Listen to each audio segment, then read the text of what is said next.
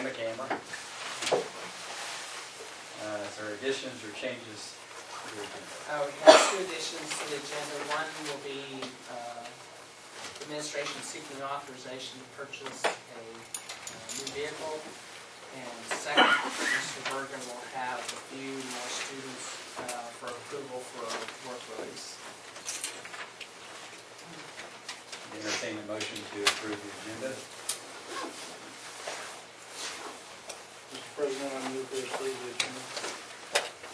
Second. Then moved and seconded to approve the agenda with the additional items. All those in favor, right hand. Opposed, same sign. 7-0. Consent agenda items. You'll notice all the minutes from the various meetings we've had over the last month. This is 1, 2, 3, 4, 5, 6. 6 meetings we had. And your financial statements and warrants as well were emailed to you. It's right here.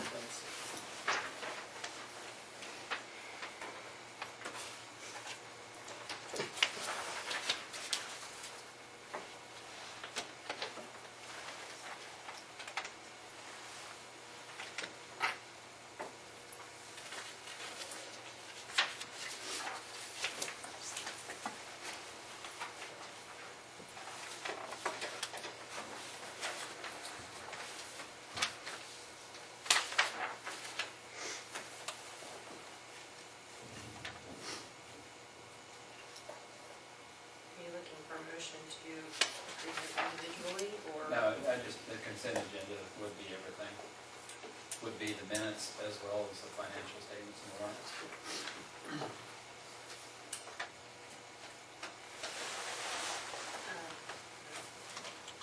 Need to belabor some of the details, but it is in one of the minutes. Which one? 9, which would be our regular board meeting, right? There's Correct. some Yes. blanks in there. Blank moved and blank seconded. Those were filled in on the one I signed. Or say blank If copies. somebody could approve, to have those approved as amended, that would be wonderful. Okay. Mr. President, I move we approve the consent agenda. Amended, with amended minutes. Okay. Then moved and seconded to approve the consent agenda with noted corrections. Is that how you want it stated? All in favor, right hand. Opposed, same sign. 7-0. Patron comments. List. None more comment this time. We'll move on to business items. Our first item of business this evening will be the annual review from the South Central Kansas Foundation. Mr. President and Board, it's our pleasure this evening to have Angela Runyon here. She's with the South Central Community Foundation of Pratt. And I'm going to let her introduce who she is with her. They're here every year. We try to have a review of the investments that we have down at South Central Foundation, ones that are under our St. John Community Foundation that we have invested in there. So I'll let Angela Again, I'm start. Angela Runyon with the South Central Community Foundation. This is Mark Keeney. He's our investment chair for our investment committee. And he's going to be giving us the report this evening, and I'm going to give you some handouts. One is our investment performance, and one will be a copy of the latest quarterly statement.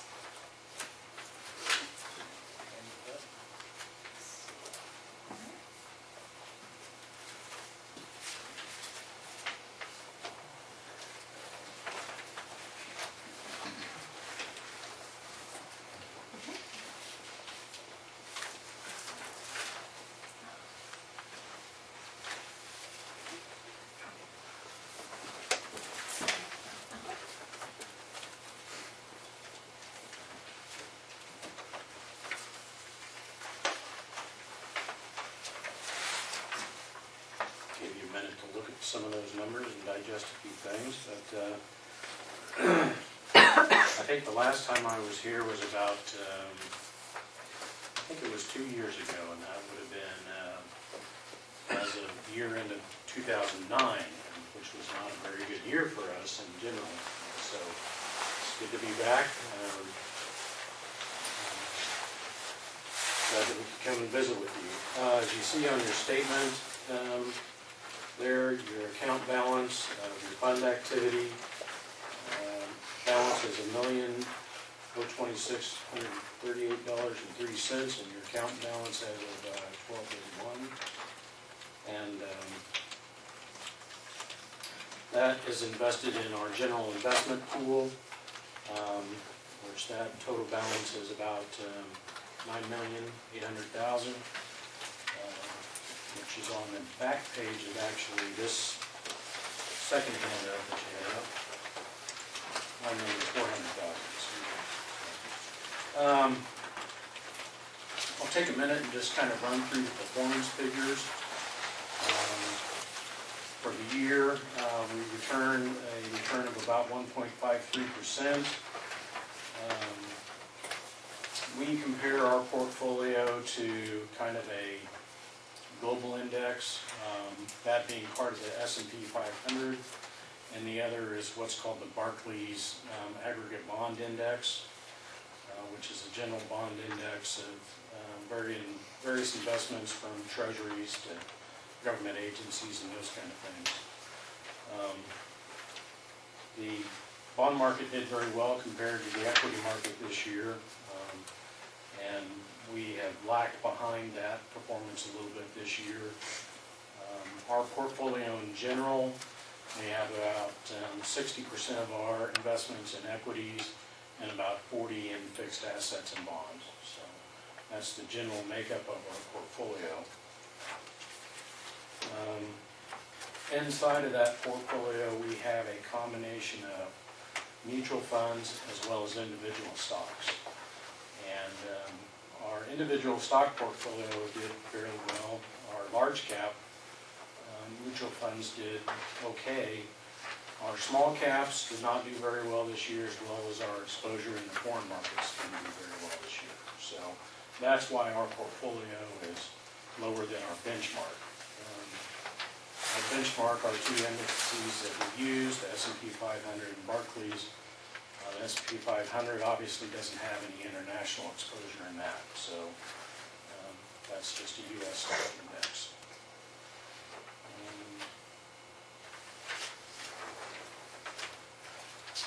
Gave you some performance indexes as far as Dow Jones, NASDAQ, Russell 2000, which is a small cap. The one you might not see very often at the bottom of this page is the MSCI EM. That's a Morgan Stanley index fund for emerging market countries. There's about 26 countries in that emerging market index, and that's what that index did this year.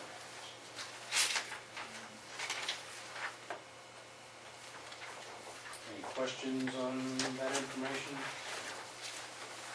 Is everyone in the same pool? Yeah. If you flip over to the second page there, which has portfolio mix, it'll be on the other handout. You can see it starts out with cash and equivalents, the dollar amount, and the percent of our portfolio. That is what our general portfolio looks like. And everybody that's invested in the South Central Community Foundation has a piece of that investment portfolio. And what you saw earlier, your $1 million, is your piece of that total portfolio. Those are the things we're invested in.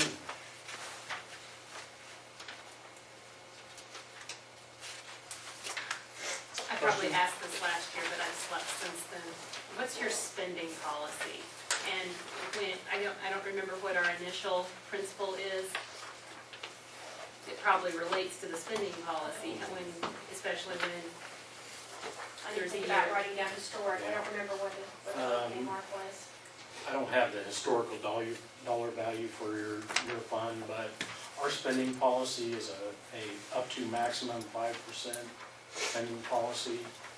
However, we can reduce that as a board, not an investment board, but the overall board of the community foundation.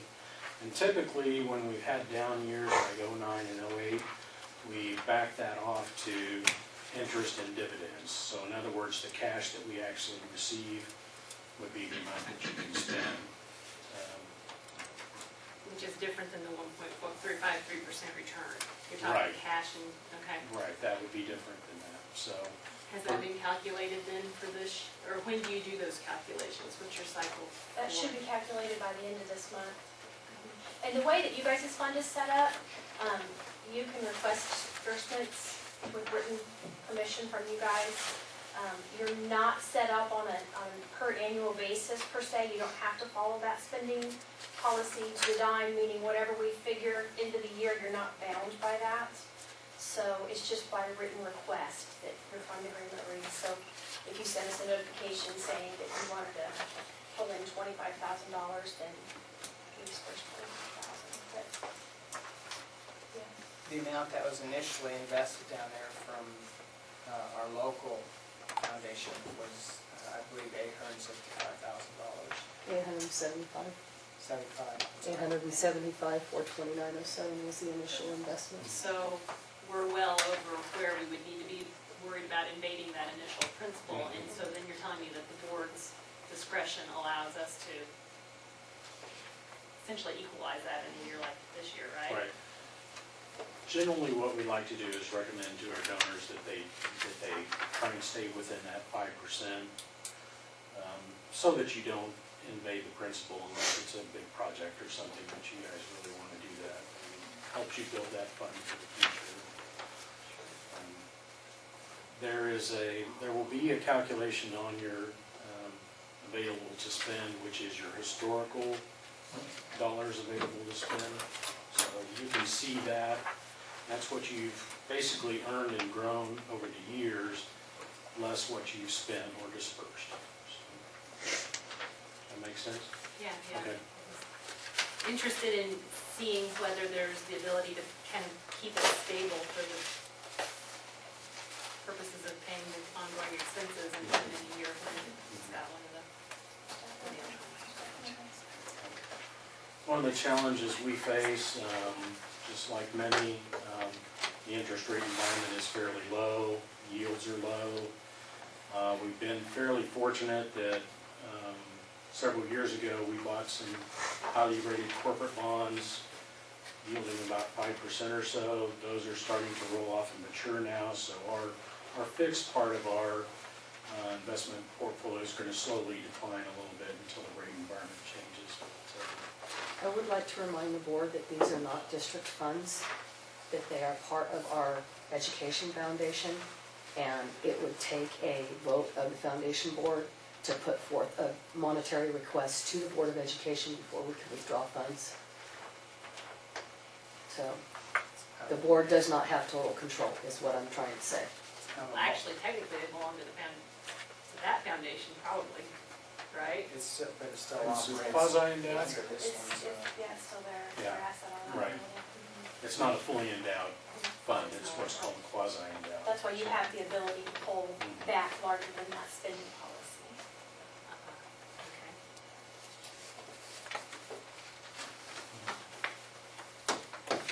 Probably hard to find bonds to go back with. Yeah, if we go back into the AA corporate market, we're going to be looking at 1.5%, maybe 2% yield.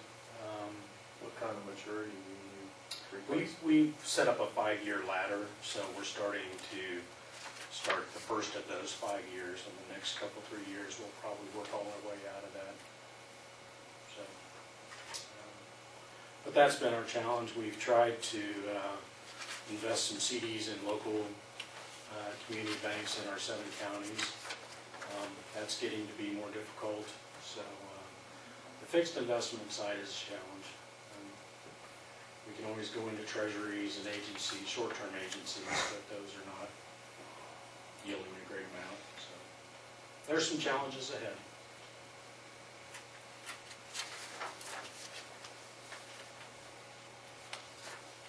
Questions, anything? specific. Do you invest in AAA rated bonds? Is that- We invest in AAA rated bonds. We've got some bond mutual funds that are also on there. We invest in short-term, intermediate-term, and long-term in the mutual fund side of that. So we get a little diversification that way. Our individual stocks that we purchase, we buy all large cap U.S. companies. So you stay pretty conservative? We do. When things turn down, we liquidated some underperforming stocks, bought some defensive stocks, such as McDonald's, pays a good dividend. They typically perform well in a recessionary environment, and we did very well with McDonald's. We've done really well with some utilities and those type of Essential companies. services. Essential services. But there's always challenges out there in the equity market. Well, Any thank you questions? for coming in. Is there any other questions that you have? Appreciate you keeping us apprised on what's going on. Thank you very much for investing your fund with us. We look forward to coming back next year and having some good results for you. Thank you for having us, I appreciate it. Thank you. Thank you.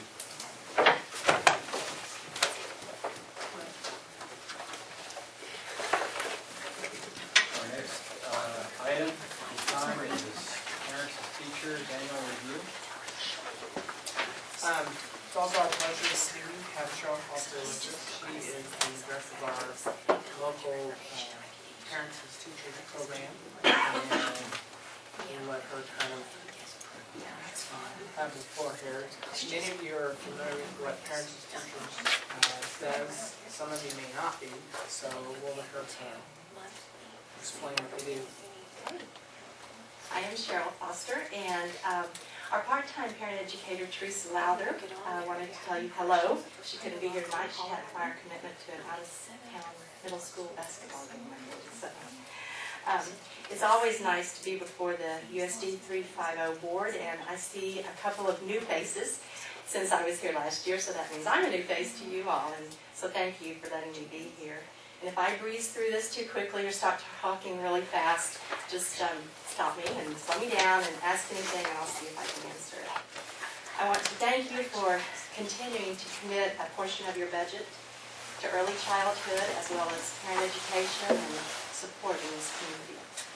I'm in my 9th year as serving as a parent educator, and St. John is in its 8th year of offering parents as teachers to families in this community. These are some fun pictures that I brought that you can look at. I also want to give you a paper that if you'll just start on this side, let me, before you turn to the other side, let me comment on it.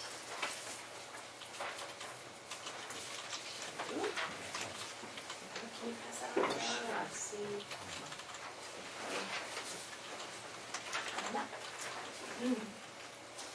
The single sheet that I'm going to leave you with tonight, this is off of the KSDE side where Parents as Teachers has its state website, and this is off of that page, and has some statistics, some thoughts, and I guess since I have a couple that are new to maybe knowing about Parents as Teachers, I'd just like to read the second paragraph in the bullet points with you and leave the rest for you. In a nutshell, this is what it would tell someone that knew nothing about Parents as Teachers.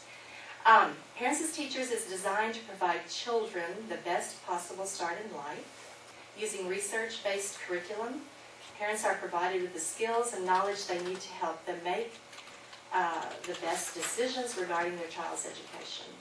The model includes personal visits, group connections, health, vision, hearing, and developmental screenings, and supports family connections with other community services.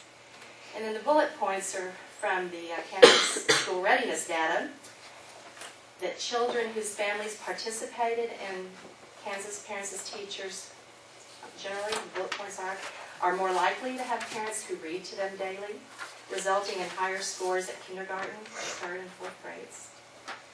score higher in symbolic development, math concepts, written and oral language, are more likely to be identified at an earlier age for any health or developmental concerns, and have a lower body mass index and at kindergarten and 3 and are more likely to be fully immunized at age 2.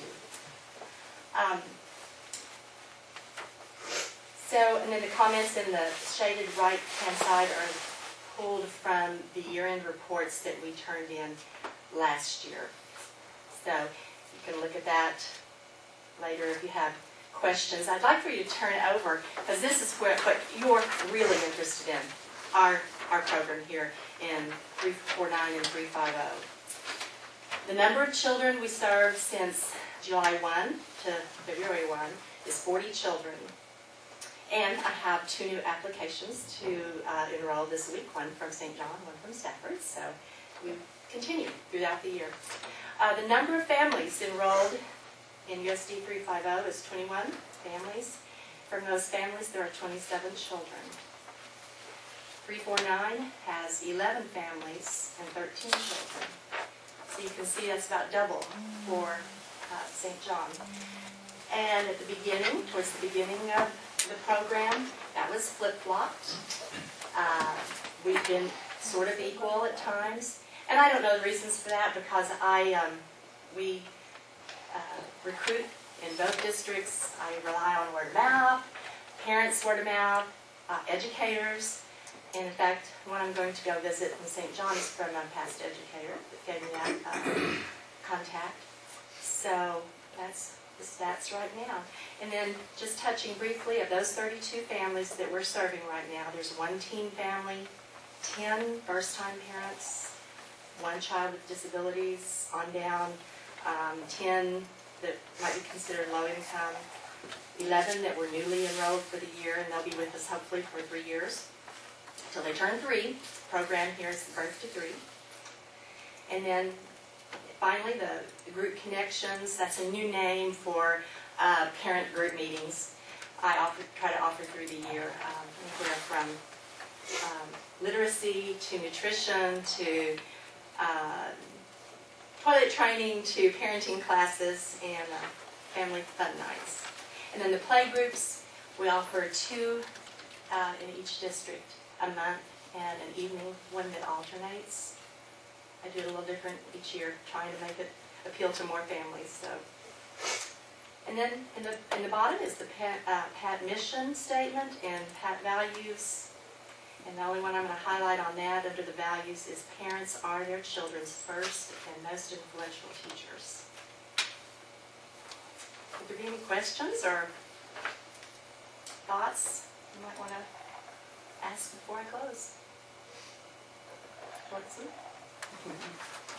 The district's cost on this, each district has a cost of about $11,000, and then the balance is funded with state grants. And that's remained just about flat. I think it's gone up $75 or... Oh, actually this year, 18,000 people. Almost the other way. How's your enrollment? Is it pretty steady year to year? It is pretty steady. Been in the, I think the lowest each year might have been 37 children, but typically then those children are with us, the 3 years, hopefully, if we got them prenatally or maybe before 1 year old. So, pretty steady. I don't know how many of you get her newsletters and stuff, but they always Each of have you a lot do. of... Yes. Huh? Each of you do. Do they? Yes. I didn't know if you sent them out. I have a name, you can add to your list. All right, I will take it with me tonight. Thank you. But it's on the back of my... Oh, I won't I'll take it. share it. Here, Okay. I think, In case you don't recognize, this is the most recent one. So it comes into the house, you don't get you to junk mail. So. I send mine on down to Casey so she can Oh, use it good. with her kids. well, I think you do a great job. I think I'm the one here that's utilized personally the services most recently, and I just really appreciated all the years that you came into our home, you know? I mean, not, everyone's got the, both skill set and the demeanor to teach and make someone feel comfortable, you know, in their home, not like you're trying to come judge them or something like that. So I think you did a great job. Thank you, Karen. So, thank you very much. I will leave one page, I made enough for everybody, but I don't know if, it's just stats from the 89 Parents as Teachers programs in Kansas. Should I give each one one? I don't want to give too much. No, that's fine. Do you have enough? I do. It might be interesting. It shows what we all reported on last year. Breaks down. Well, good to meet you and be with you again. And Mr. Kenworthy knows where I am. The snacks last month were very good.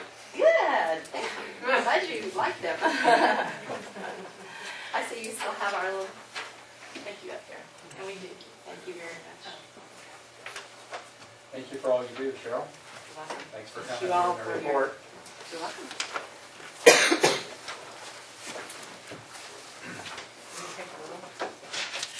There's no further comments. We'll move on to item number 3. Will be a preliminary calendar discussion. Mr. President and board members, on your computer desktop, you do have an Excel file called 2012-13 school year prototype board. Open that. Hopefully, some of you have had a chance to look at this. A little bit of explanation, the process that we go through. Every year, starting in January, we put together a calendar that basically is just the corresponding dates to this past year. And then there are 3 district administrators, there are 2 teachers that the local teachers association selects, and they will meet and talk about the calendar interests that both sides have. I'm not sure at this point how much the prototype has been distributed out for teachers to look at and talk about. So our purpose tonight is just for you to see that and see if you have any questions, if there's specific things you want us to be working toward with this.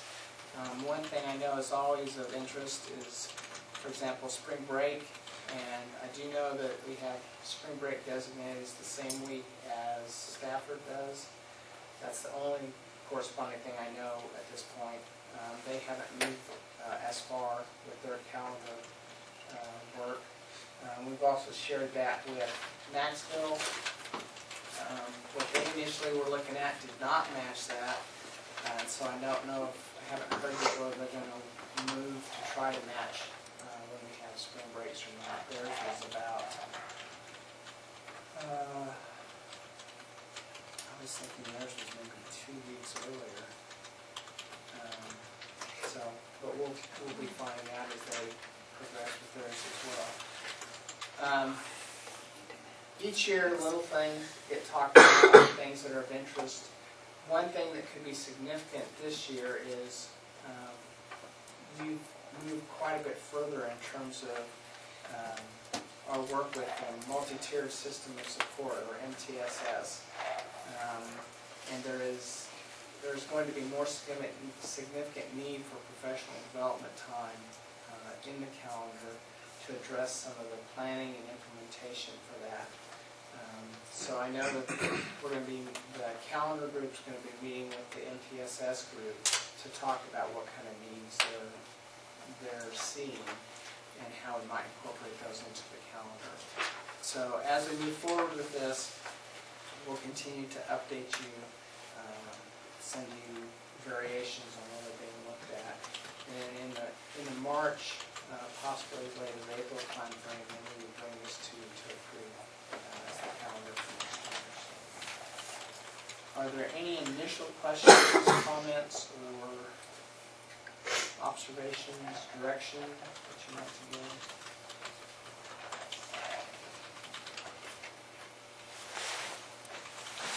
How many teacher work days are there throughout the year? If you scroll down to the bottom there, there's a little chart, a little bit over. We have, if you read there's two columns there, one for students and one for teachers. So in this, we have one day that's parent-teacher conferences in the fall, and then there are 5.5 what are considered staff development days, and 5.5 that are considered teacher work days. Some of those, for example, at the start of the school year, we have 3 days that are split. About one of those 3, about one of them is professional development, the other 2 are teacher work days. So they get split different ways. Sometimes we have days where we don't have any school that day, but like the morning might be professional development, the afternoon might be teacher work day. Those usually tend to be like the end of the 9 weeks or semester. So.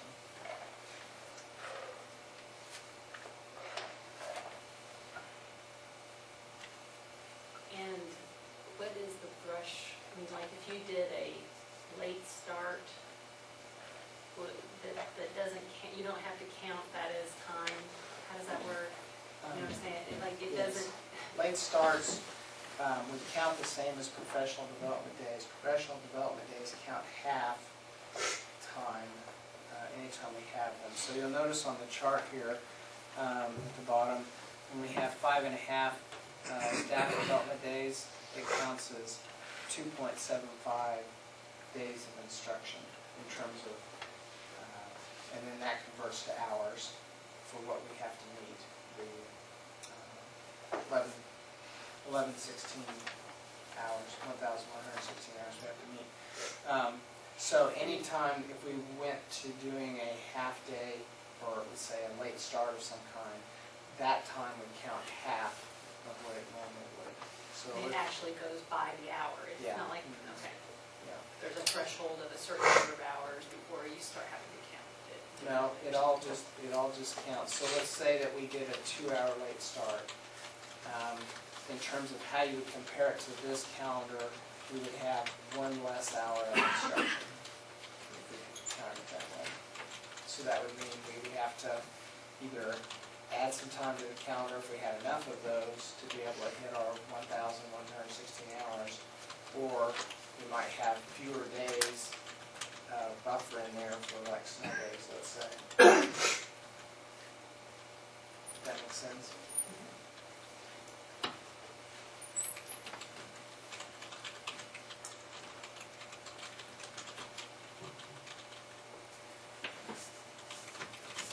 Other questions or comments?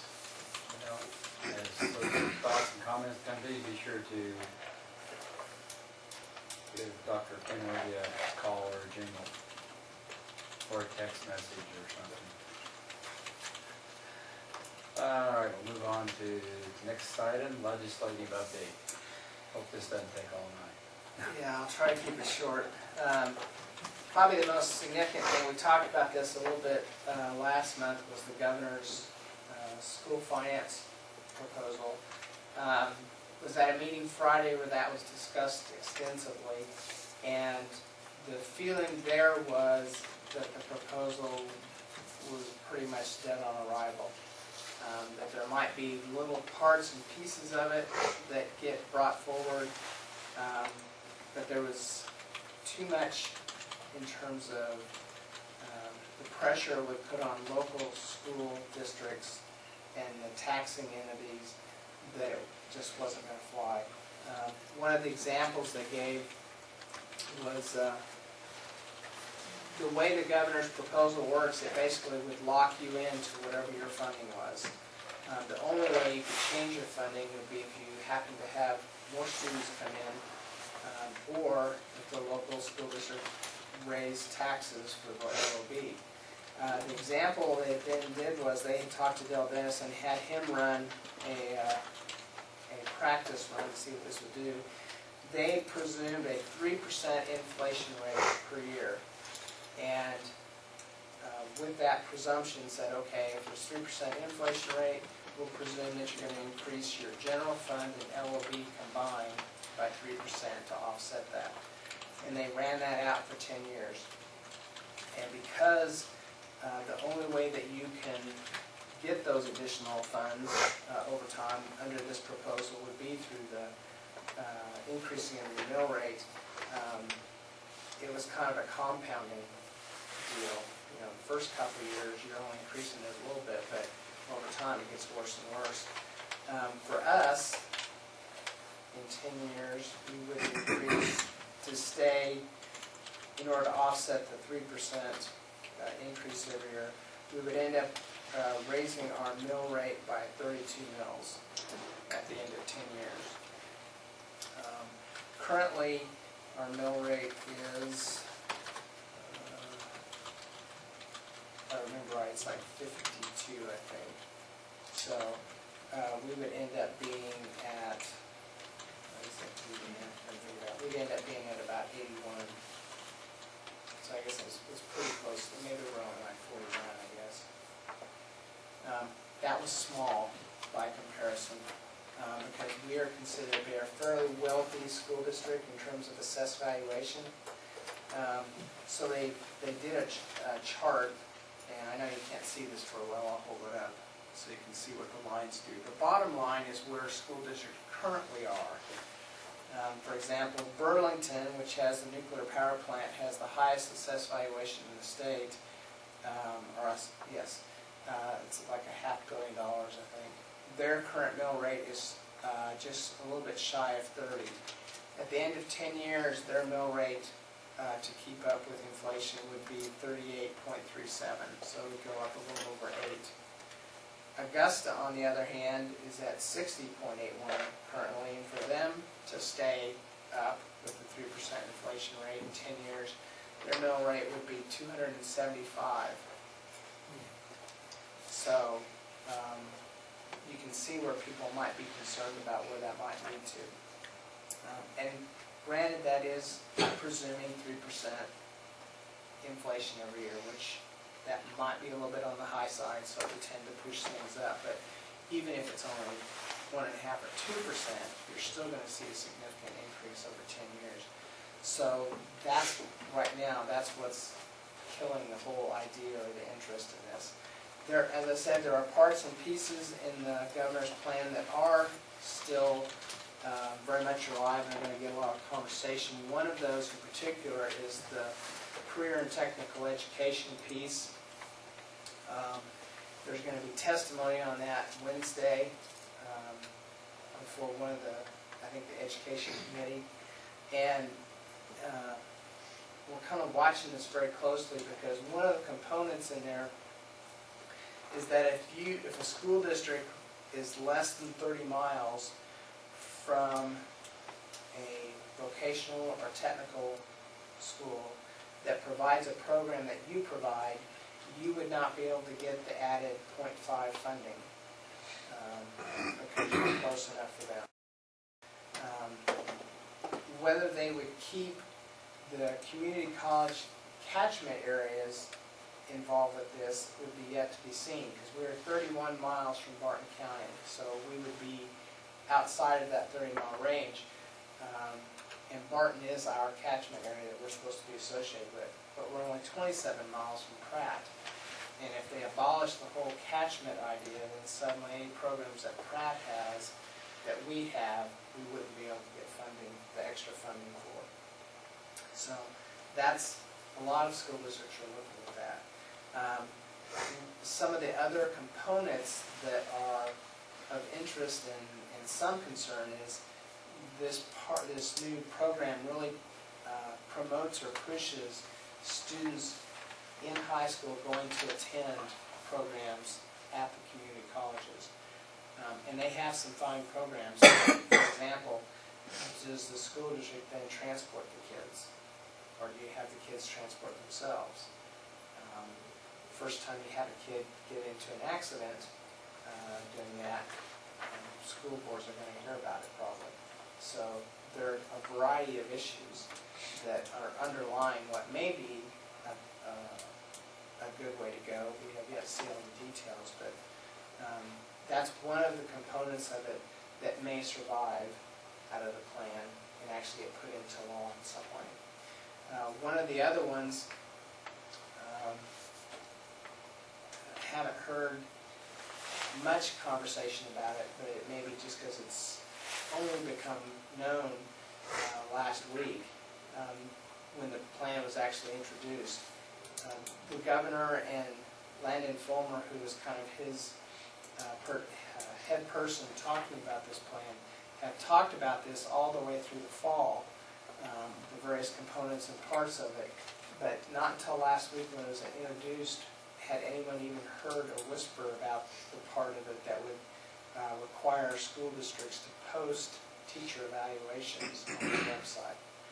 And we have a few teachers here that could speak to their like or dislike of that.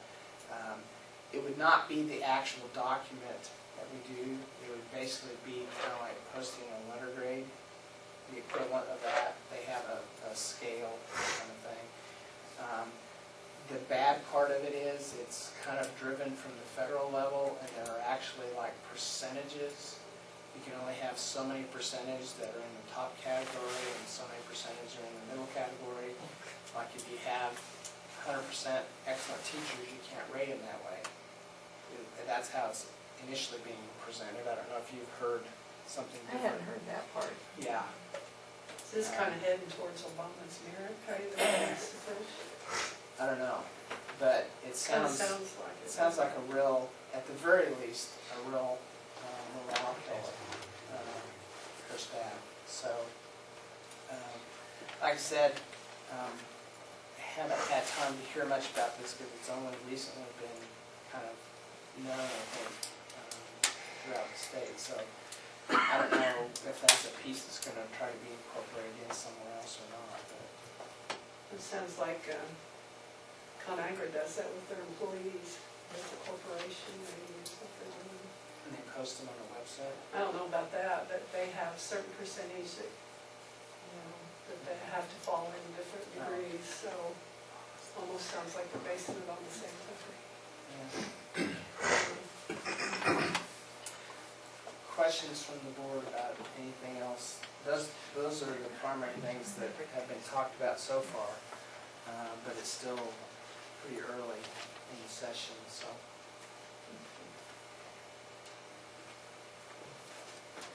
Anyone out there? Is that even legal? To post those? I don't know. Like I said, it's been And such a if you don't short put a time. name, I think you're not No, you're discriminating. supposed, the what was You in have the to put a name on legislation, it? yeah. It's by name. Yeah, I wouldn't think that would be very legal. I have the Privacy Act.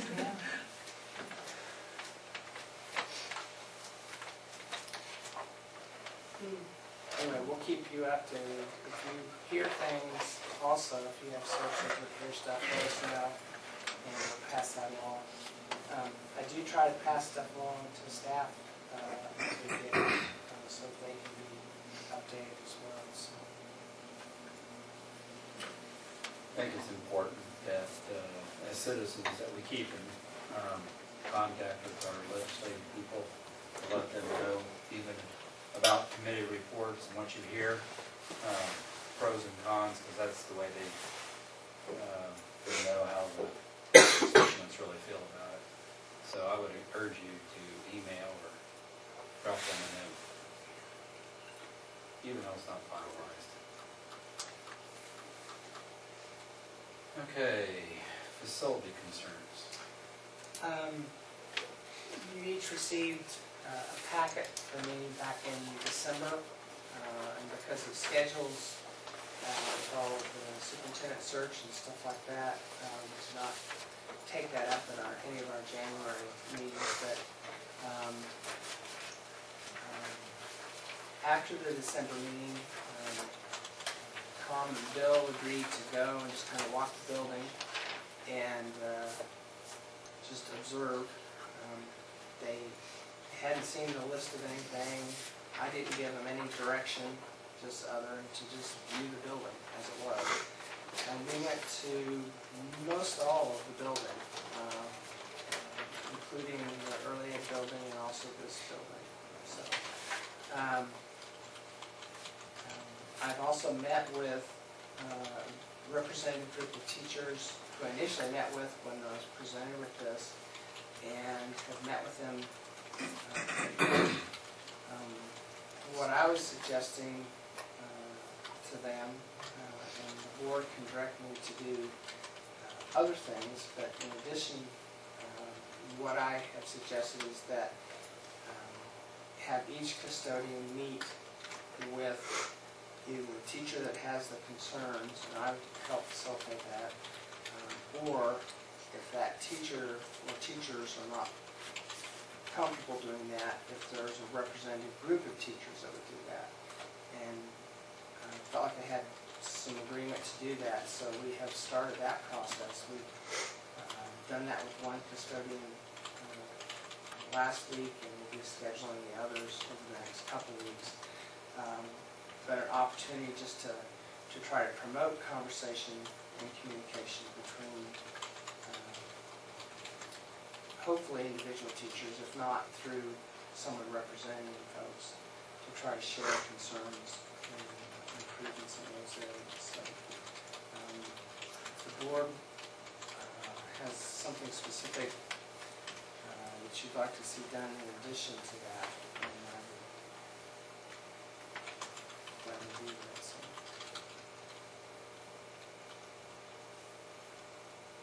Is that gonna work? Or has it been working? Has it been? We've only had one meeting so far, so it's too soon to judge whether it's going to work or not. Is that satisfactory to those teachers that have concerns?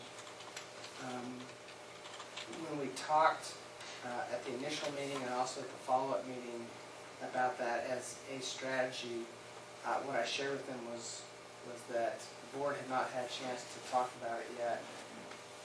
That was what I was going to suggest that we do, but if the board has other things in addition, that we could do that as well. So I actually don't know for sure if it satisfies all those needs, but I'm hoping that I don't know if there needs to be any justification, but on the tour, I did see issues that needed to be taken care of. I mean, there were trash cans that were full, there were dirty floors, there were floors that I didn't think were polished properly, scuff marks. There were maintenance things that needed taken care of.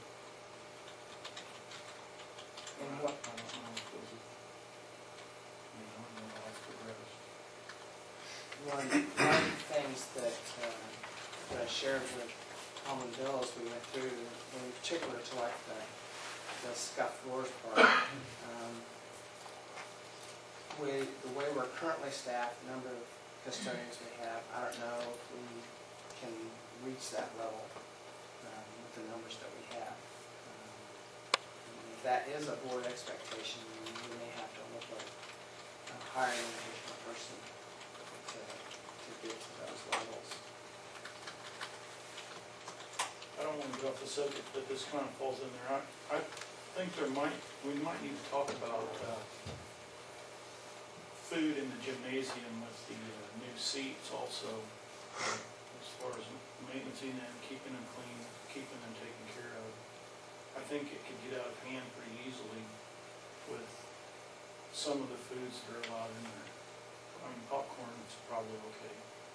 Pop with lids is probably okay, but some of the other things, I think we might want to look at that. Yeah, talk to me about that too. We have lunchroom tables that are placed for people to eat the supper. And some people come to the game to eat a meal. Well, we have tables available in the cafeteria. There's no need for them in the gymnasium. Didn't there used to be a sign at the door saying no food in the gymnasium, or is that gone? Not since I've been here. There used to be, yeah. Well, I know the door's You don't always open, be able you to take anything in there. There used to be a person at the door policing, Yeah. not letting food in the gym. I went to visit a school up in Topeka, and they had bleachers just like ours, and they had not been taken care of. I don't know how long they'd not been taken care of, but they were disgusting. And And I think that as easy as it is to get that way, I think we need to look at something, or either hire more people to keep them clean. Or make that another requirement. I mean, they cost a lot of money, I'm going to take care of them. If the board wants to direct us to do that, say no food in gym, we can do that. And we'll have to retrain folks. Is that the policy, Pratt?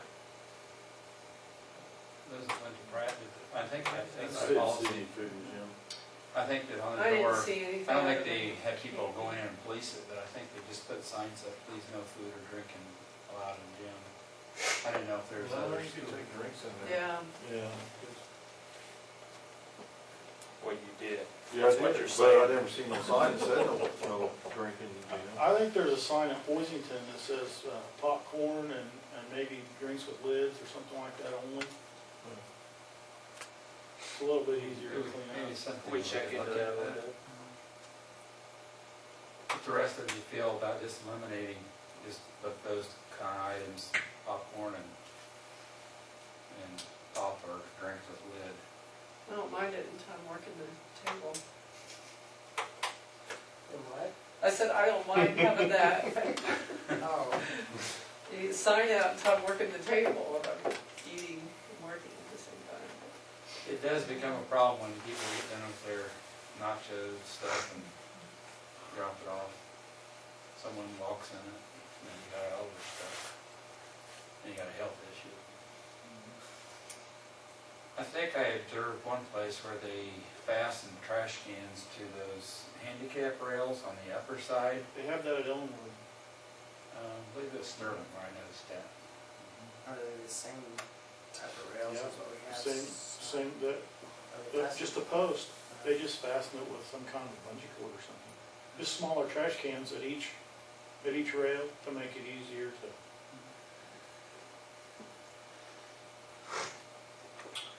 You know, another thing to look at is, because we do have trash like that and plastic, is to maybe fund a youth organization to pick up after a game, picking up pop bottles and just, you know, as our part, facilitating that a little bit.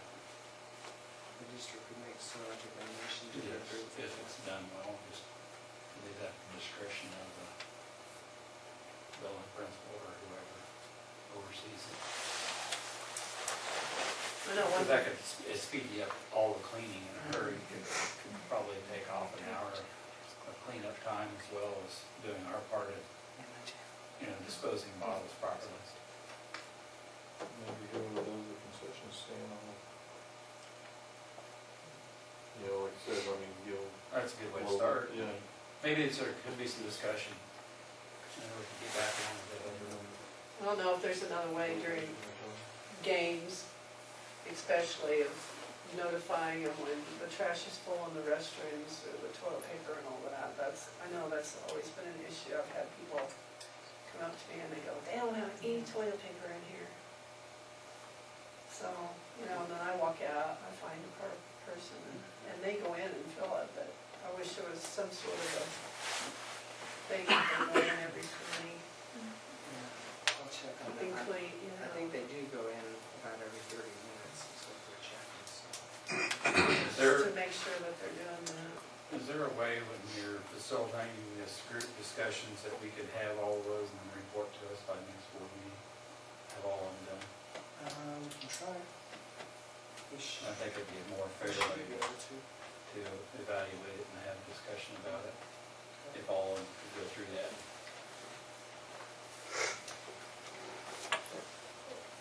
Is the maintenance staff on the custodial stuff, do they have a supervisor? Do they what? Do they have a supervisor? A supervisor? Yeah. Who supervises them? Well, we have one person who I guess would be considered the director of maintenance, and then building principals supervise both that person and individual custodians in the building. So, I mean, that's who people are supposed to report to if they have concerns, is to the building principal.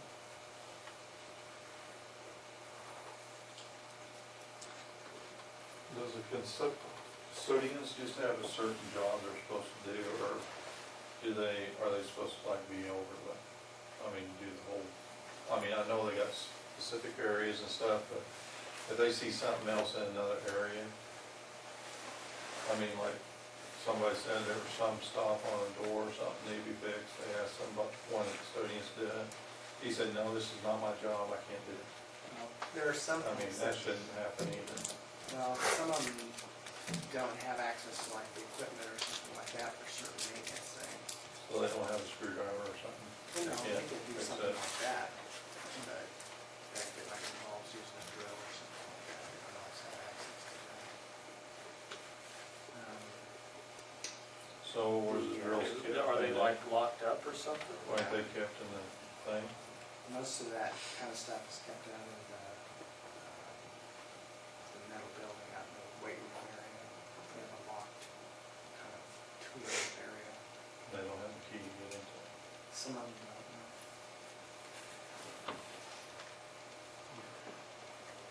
When there's a larger issue, who makes the call to call a professional or have our staff tackle the project?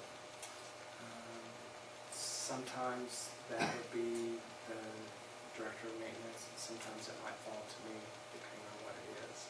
Because some things he might just say, you know, we need to call somebody, but if it's a bigger deal, he would ask me first. We try to handle things as best we can in-house, but sometimes due to schedule loads or to difficulty in the project, you know, we have to go outside.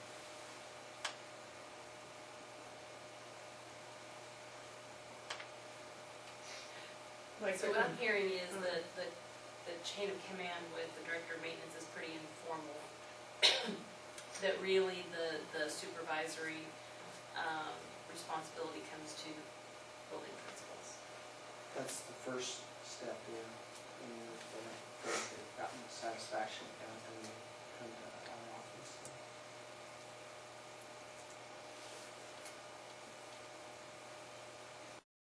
As far as computer usage, that was another issue that I've kind of heard is their computers are used for communication back and forth between you and keeping inventory of their products and things like that, or? Can you ask your question a different way? Yeah, I don't know how I could say it. Is there an overusage of computer time? Surfing the net, is that what you're trying to get at? I don't know Or what, you know, are they messing around the computer when they should be cleaning? yeah. There's only one computer that they have access to in the custodial office. And it's primarily supposed to be used for like emails and things like that, for school business. So a teacher would have the ability to email them and say, I need a filter clean, could you please do so? And, as far as saying they need to have a filter clean, we do have a schedule for well, those. But okay. if they have some Just another maintenance issue of how I was using Council it. Sharper. Yeah, they all have email access. Are Go ahead. there checklists that the custodians or maintenance persons follow, that they're to do every day or once a week, twice a week? They all have a handbook that has like the standards of what they're supposed to do. Sometimes they're daily, sometimes they're once a week, sometimes they're only once every 9 weeks or a semester for certain things. And who makes that checklist up? Is that something that the building principal does, or that you have done, or? We established that, and the board approved that 6 years ago, maybe 7 years ago, the operator. And then there are also room checklists. The custodian checks off that they do stuff on to communicate to the teachers is what they've done. And apparently we established that, I think, 2 years ago, but I think that's a part that wasn't used well, or what, it wasn't back and forth communication on that, so Would that be possible to get the board a checklist? Yeah, it's not really a checklist, it's just a list of the standards and stuff, but yeah, we could get you a copy.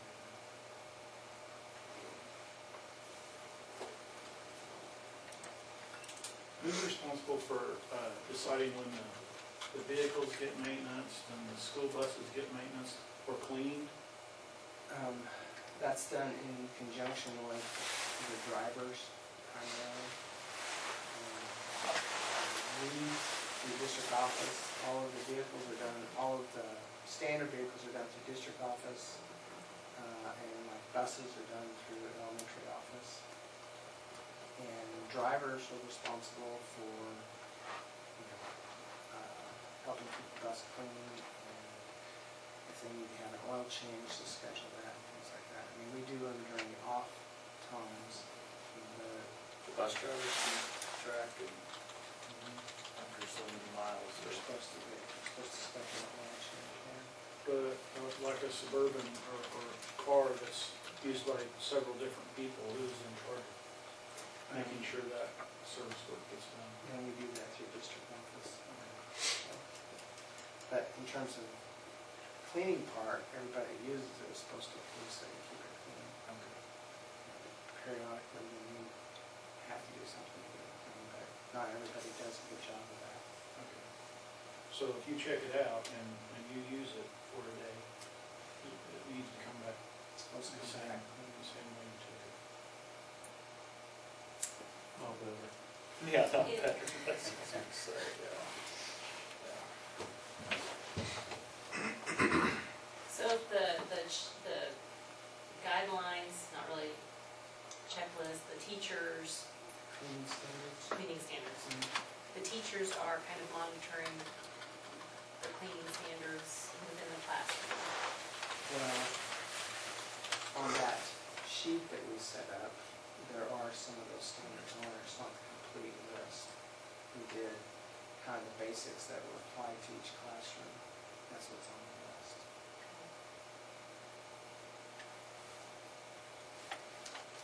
And then for like common areas, does that kind of the check to make sure that what needs to be done is done?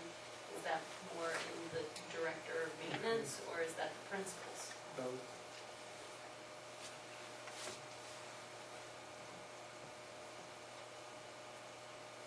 Mrs. Safeties, you're a rookie at being principal. How's the process, in your opinion, working with the custodial people and the teachers and everybody? Teachers are very good at bringing concerns to me. And I pass those on to the head of maintenance. Sometimes I talk directly to the custodian. Sometimes things are able to be accomplished in a timely manner. Sometimes they are not, due to whatever, workload, whatever, sometimes they're not. The situation that I find most concerning is if someone is ill, if our staff is even shorter than it normally is, we don't have someone to come in and replace that person. There are things that I believe should be done every day in a school, no matter what, for health reasons, cleaning, drinking fountains, bathrooms, desks, etc. And it is a stress, it's a load to ask another person to take on that duty along with their daily work. That's the part that's most concerning to me. I have asked teachers to clean their own desks. I've cleaned, bathrooms and things to help when people are gone. It varies from situation to situation. Sometimes what I ask to be done is accomplished that day. Sometimes it's not.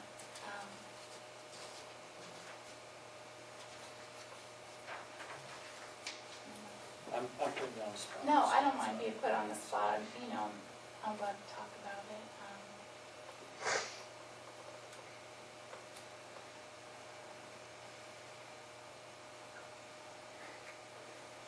to get at least closure on a couple things related to some of the discussion. To take you back to the gym, am I hearing consensus from the board that we want to go to a food-free gym, excluding, with the exception of popcorn and drinks? Well, is it starting now or next year? I would say we start now, because we're going to be retraining them regardless. And I think that's why it's gonna be in progress. I don't think we should have a lot of, we're gonna have some people confront, and if we can, I mean, it's gonna, I don't think it should be the custodial staff that sits there. I think you're gonna have to have somebody that has a little, Well, Mr. Bergen, he usually stays in the vicinity. Sure, whatever. I'll try to be there as much as. I think it's just gonna be a work in progress, and you know, we wanna have a friendly environment, but we have to have people recognize that we've got health concerns, and so, I would hope that they would appreciate what has been done in that gymnasium as far as upgrading and things. They would understand that this is more of a beautification. Someone will care. Yeah, I know. And then the second thing, we will look at trying to introduce our trash can that can be fastened in the aisle that won't become an obstacle. We don't need them every. It was an obstacle, but when I was over in Ellenwood, it was an obstacle over there. I mean, they had one side of it basically blocked off. I mean, a younger kid could get by, but an adult. Surely somebody can put their trash at the bottom of the stairs.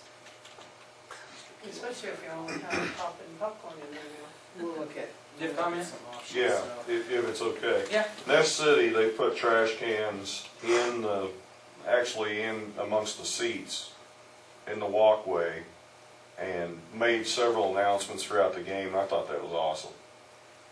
You know, they probably had 12 on each side, you know, just right there amongst the seats, and people were pretty courteous and threw their stuff in there. It's in the middle there, then. Yeah. It was right in the middle, and Yeah. people would pass their trash down, and I saw it happening. We'll look at options like that, or maybe see if there's something that's manufactured that can actually go in down the stairs that doesn't block traffic. We might pass them on the branches. And we will work to get all of the custodial meetings done before the next board meeting.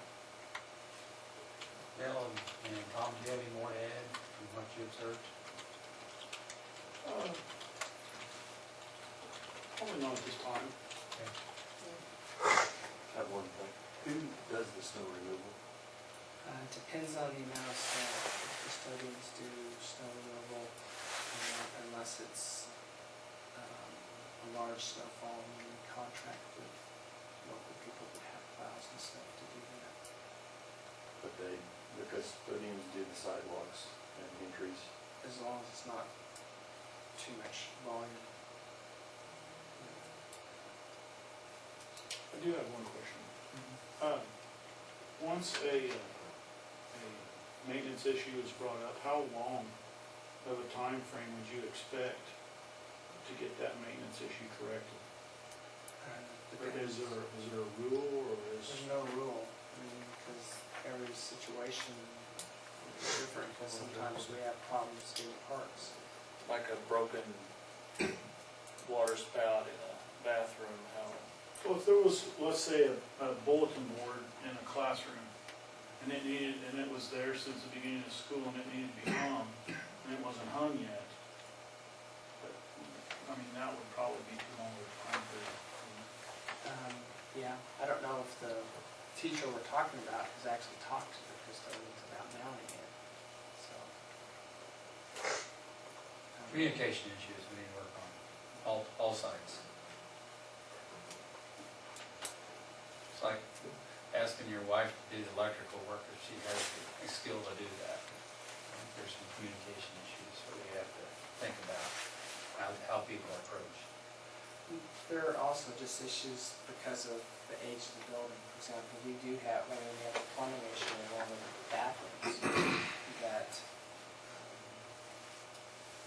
because of the age of some of the valves and stuff, the only way we can do it is if we shut the water off to the whole building. And because of another issue that we have, because of the area that we live in, anytime we shut the water down in the whole building and bring it back up, we have to go around to every faucet and remove all the streams because we get sand in the lines from someplace. We've talked to the city about it, and we replaced a line a year ago. And we thought that maybe that was the cause, and it's not, it still occurs. So it's a major issue to shut the water off the building, so we have to do it when we have quite a bit of downtime. And sometimes just getting parts is difficult. We have 4 boilers. At any given time, we're probably operating 2 boilers. We rotate them, but we had one boiler that had a burner go down, and so we had to replace the burner, and it took about 8 weeks to get a new burner. Fortunately, we have, backup boilers, but things like that. So, some things we have the expectation of putting a short term around, but some things just take time.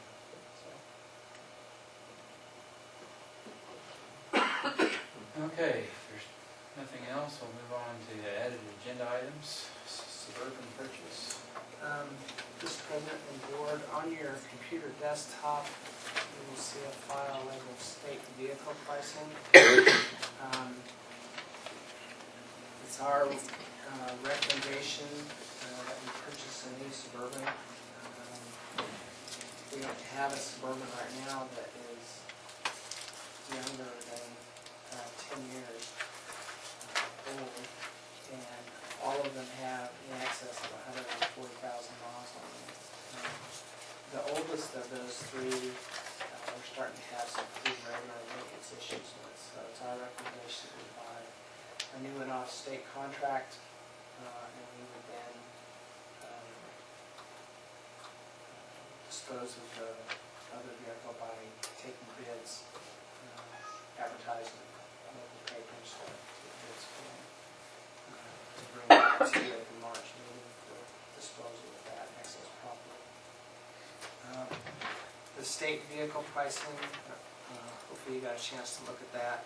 I did contact a number of dealers to try to get some sort of idea whether this was good pricing or not. About the least expensive I could get anyone to give me a quote for that was a comparable vehicle was about $38,000. And what we're looking at here would be about 30 by the time we have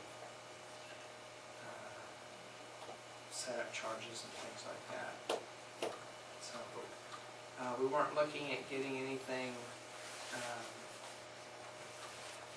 Try to scroll down here.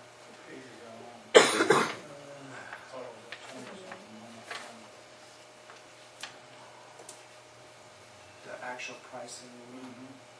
Try to get there too. I think it's 38.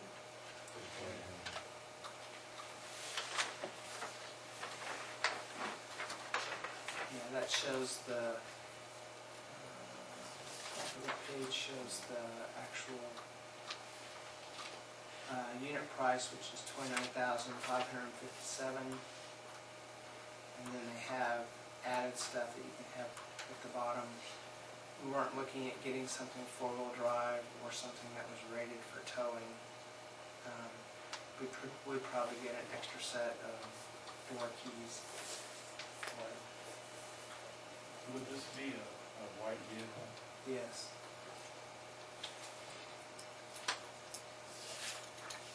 We would also probably look at getting tinted glass on it as a keeping it cooler. So, How many Suburbans do we have? we have 3. get used pretty extensively in the fall and in the spring. So, wintertime, pressure kind of slacks off, but fall and spring, we are all out almost every day. So, Are they all relatively the same age? no, like I said, the newest one is 10 years old, and the others are 13 and 15, I think.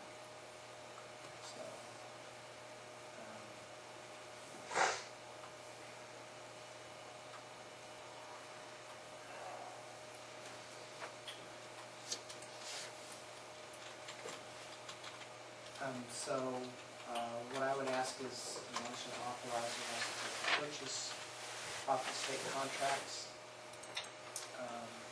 And if you could designate it as an amount not to exceed $31,000, that will allow us, like I said, for tinted glass and extra heat.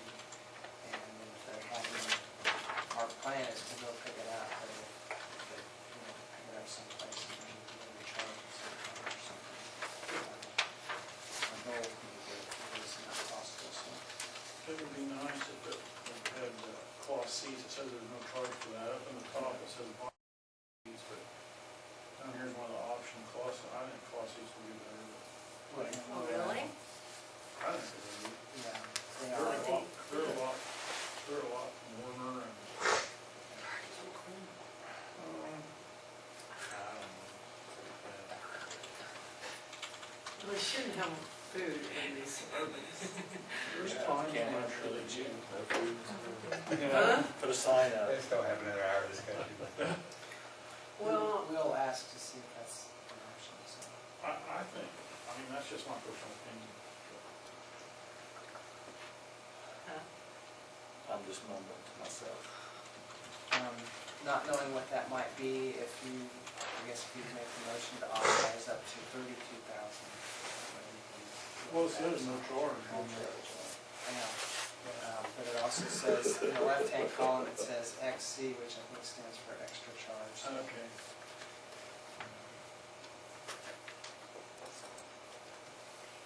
Is there a motion to pursue this? Yes, I make that motion to pursue the Suburban off the state bid up to 31.5. You say 31 or 2? Which one? 32. Second. Been moved and seconded to authorize superintendent to purchase a Suburban off the state bid contracts not to exceed $32,000. Any further discussion? Color of the cloth? Give preference on the color of the cloth, now that Blue. Well, if you're talking about food stains, the darker the better. Okay. As long as it's a white Suburban. Hearing no further discussion, all in favor, right hand. Opposed, same sign, 7-0. Next item under added agenda items is student work release. Mr. Bergen has, I believe, 3 additional names. Recall back at the January meeting, you approved 5 students at that time for work release. He now has 3 additional ones who have requested that. I'll let him present the names to you. At the time when this was taking place, and so a couple of them had talked to me about it, but jobs at that time never materialized. So since that time, the job has come about. So, and there's been times in the past where we've done second semester. Parent called and said they had a job, and so we just worked it out with the parents that these students could start. And I told them we had a board meeting coming up in February, so we could do something after the board meeting. I have Samantha Dove, Ashley Smith, Alexis Law, working.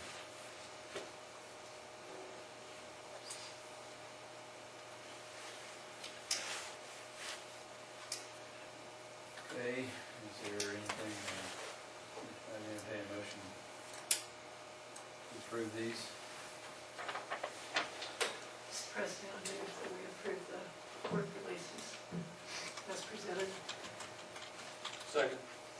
seconded to approve the additional students requesting second semester work release. Any further discussion? All in favor, right hand. Opposed, same sign. 7-0. Communications. We'll start with the board members. Stan?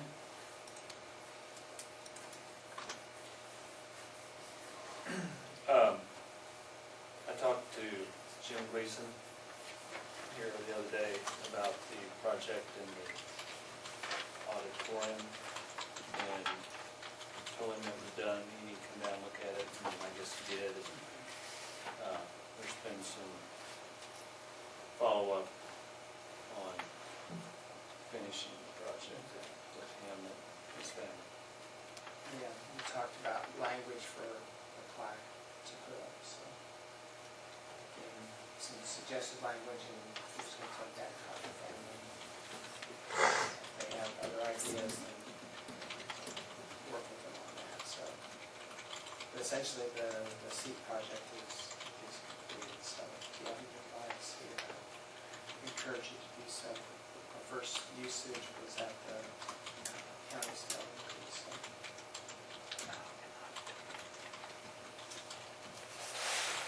Carolyn?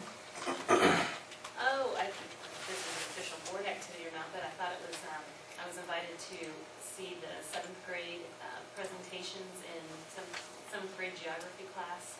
They did a project where, in the context of rural decline, they identified what they could use $1,000 to do that would help reverse rural decline in their hometown. And I thought it was a nice project. I enjoyed listening to that. Common theme is, I'm identifying that a theme both years I've listened to this is clean up the town and fix up things. And have a good school.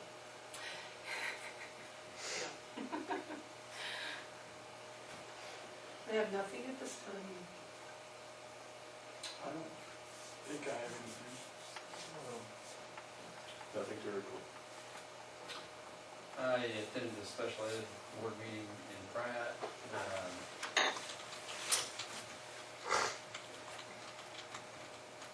left my packet, my pickup, forgot to bring it in. There's really nothing new down there, just other than selling the Ayuka building. Trying to proceed with that. And I think the big thing there is just facilitating some hiring of quality people in certain positions, like school psychologists, where there's a shortage of those. And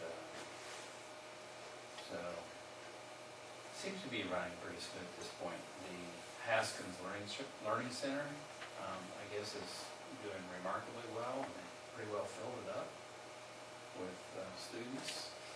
I don't know whether that's good or bad, but I guess students really enjoy having that atmosphere down there, so it's probably a good move. What is the qualifications for students that are in that environment? I mean, what The students that are probably not able to make it in the regular classroom are. is that the one at Ayuka? It used to be Ayuka. Okay. And all of Ayuka moved into Haskins. Okay. So, and they have a search going on for director down there, so that's in progress. Progress is being made up. Is there anything on this? Very simple stuff. Usually, we had a special telephone meeting just to hire a few people that were resigned in certain locations, but nothing else. So that's all I have. The Haskins situation, they did move the program that they had at Ayuka there, but the second part that they are developing, they have what's called day school at Sharon, but that is far enough south that for some of the districts like us, the northern part, it's pretty prohibitive to drive a kid down and do that. And so they're in the process of creating a day school that will also be in Haskins. And serve similar type programming functions as it does in Sharon. So, and what that day school is, students that have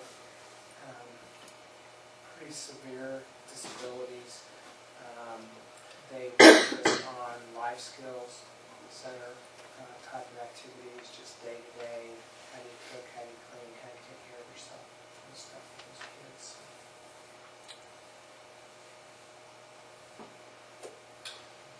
Okay, administrative reports, we'll start with the elementary. And I believe my report is on your computers, and I just have a few changes and additions to that report since I submitted it. I'm down one third grader, which puts my K-6 total at 153, rather than the 154 I reported. The spelling bee was held January 31st, and the auditorium did look nice, and we had a pretty full house for the county spelling bee. And you can see the first, second, third, fourth place winners and some of the final words there in case you want to test your spelling ability. I would like to especially thank Marla for all of her work in helping coordinate the bee, and I thought it was a successful event. Thank you to Dr. Kenworthy, he was our pronouncer. Did an excellent job. Paula Morris and Danette Russell were some of the judges that day and also did an excellent job. So I learned a lot. It was the first spelling bee I had ever been to in my life. So very exciting for me. Had a good time and I thought it went well, and it'll go even better next year. The official amount raised, jump ropes and hoops for heart, was $8,113.37.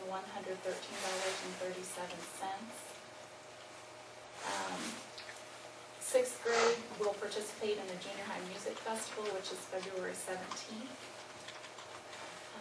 And I would like to, again, thank Cheryl for all of the work that Parents as Teachers does. And I'd like to remind you as board members that reading research tells us the most cost-effective way to increase K-12 achievement, the most cost-effective way to increase K-12 achievement is to put money into birth through 5-year-old programs. K through 12 schools don't create achievement gaps. Those gaps are created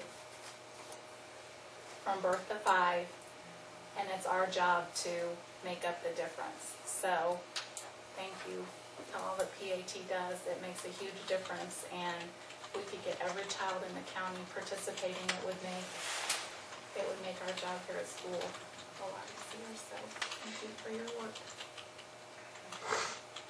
That's all I got. Thank you. Mr. Bergen? I'll put the sheets, somewhere there.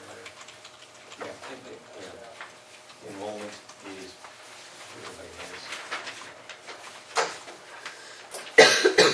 The enrollment has stayed pretty consistent for the whole year. We've been 148, 149. Mentioned a little bit about Scholars Bowl at CPL. They went to the regional. We didn't qualify for the state tournament, but went to regional at Caldwell. I don't think we've ever been to Caldwell before for football. Mentioned this past Saturday, Ellen Kenworthy went to regional piano festival. Got a 1 rating, so she won to state level on the 18th. The National Honor Society induction ceremonies on the 19th of this month. You guys are welcome to come. The selection committee will meet Wednesday morning. Kansas Honors Program is Thursday evening in Lawrence. And Krista Milton and Bill Milton will be the seniors attending. We'll have the Academic Olympics on the 27th. I forgot to mention, but not that it's not important, but I forgot to mention about, and this is CP did about the Junior High Music Festival. I just kind of spaced that out. That'll be on the 17th, as you mentioned. Start working on the calendar for 2012-13 and class schedule. High school basketball teams will be at Sub-State at South Central, which is Coldwater, if you're wondering where that is, if you're interested in coming to that. Question Plains is currently in our league. They are not going to be in our league after this year. So that would make us in 8 schools in our league, we talked about in the past. And then Ellenwood came to our league meeting to apply to be in our league. So it was nice that somebody applied that was actually east of us and not west. So we voted them into our league, and that will take effect in the year 2014-15. And there is an activity account at your places. Do you have any questions? Thank you. Dr. Kimberly? Just a couple things.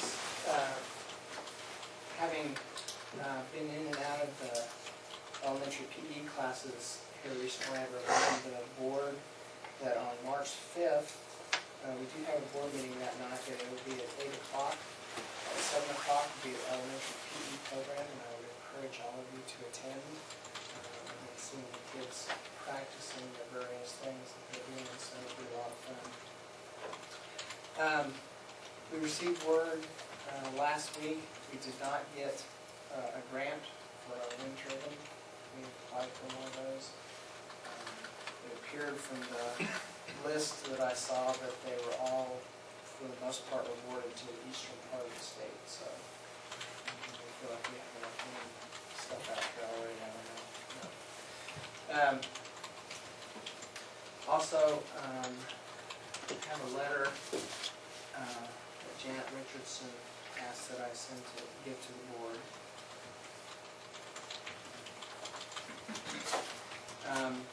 Just background, Janet is serving as long-term sub for Jeanette Discrete in our Family and Consumer Science class, and she was previously our Family and Consumer Science class teacher.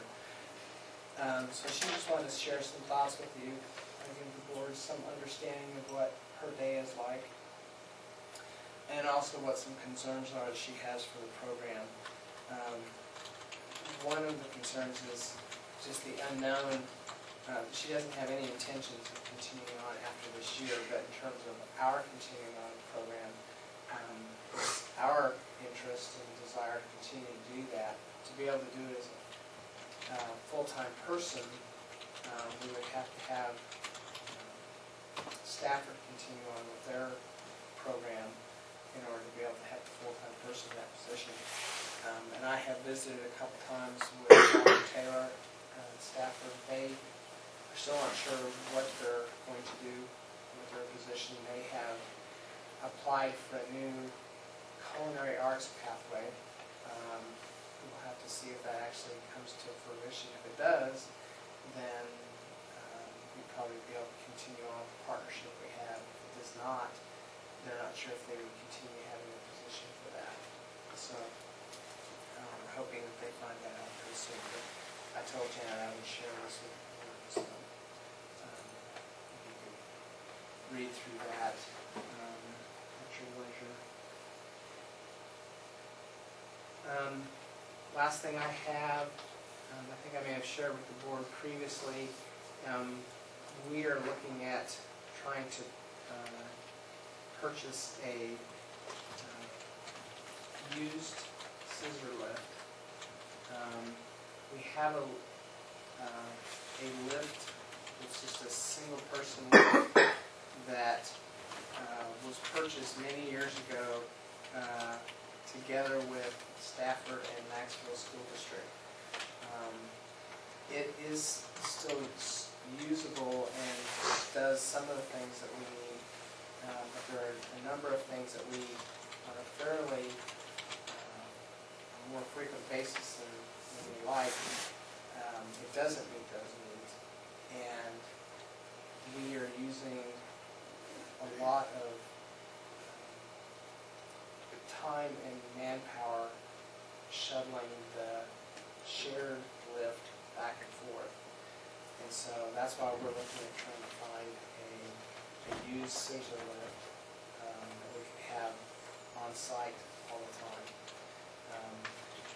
I've not heard back from either of the districts yet with the idea that we would sell our share in the small one that we have right now. But and after all these years, I don't know what it would depreciate out to. But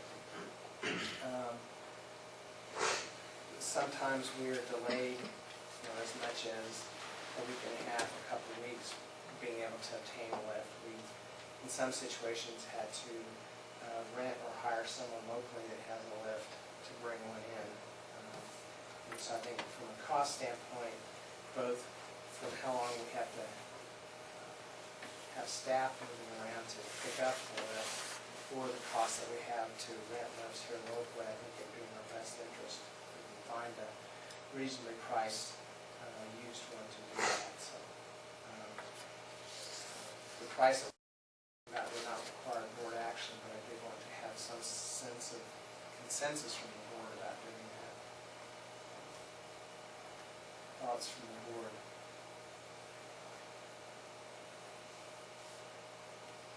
I think it's a good idea. I know it would be utilized. I think you're right. You must have more reason to use that than I realize. Well, we have a number of times, anytime we have lights go out or things that we need to do as far as work in the gym or in some parts of the auditorium, we have to have it there. There are other places in the building, outside the building, where we can use it from time to time, but the gym is the biggest pressure point that we have. So where is it stored? Do you have it? Well, the small lift that we currently co-own is stored wherever it last was. And so, where we would store this would be out in the custodial area, what we call the weight room. We have 2 garage entrances out there, so we would probably store it out there. How big is the lift? It's probably about, Half the size of the table. That's what the small one, what's the big one? the small one is, it has a footprint that's probably only about 2.5 by 2.5, maybe 3.5, 3 by 3 at the tops. What we're talking about would probably be about 8 feet, 8 feet long at the tops. So that small one, you could lift up and change the lights in the gym and stuff? That's only like a 3-foot base? Yep. Hold on. I would not go up with that. I've been to the top and taken several pictures. It's not the most stable. I put it on, exactly.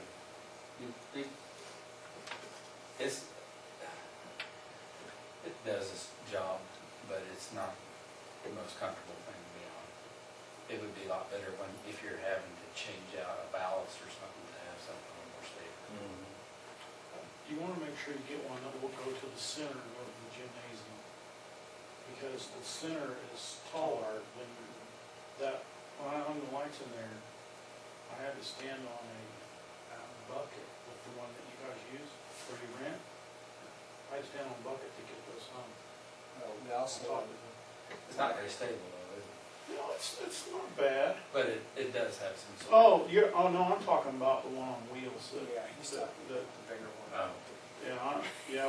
That would have been unrealistic to use that to work on. I mean, it's just not very handy. And what we would look at with one would be one that has the ability to have a slide section on one end, because anytime we have to do any kind of work on the north side of the gym, like if we're putting up a new championship banner or something like that, we currently have to rent one to come in to do it, because you can't get over there. You have to have somebody able to reach out over the bleachers.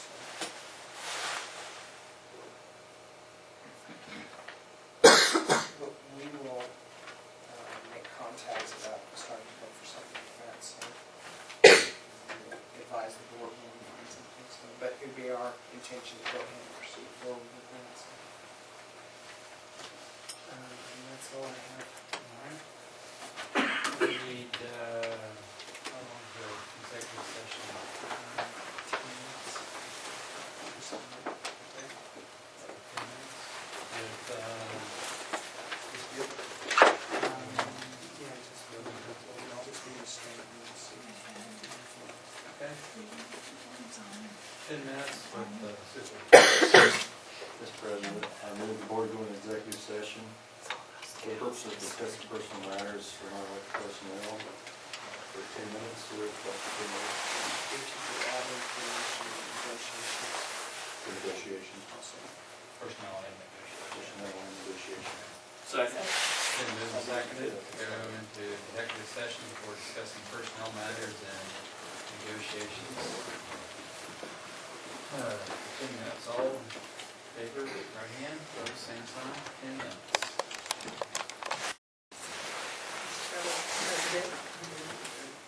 President. Been moved and seconded, adjourned, all in favor, right hand, opposed, same sign, meeting is adjourned. I'm sorry, I got far.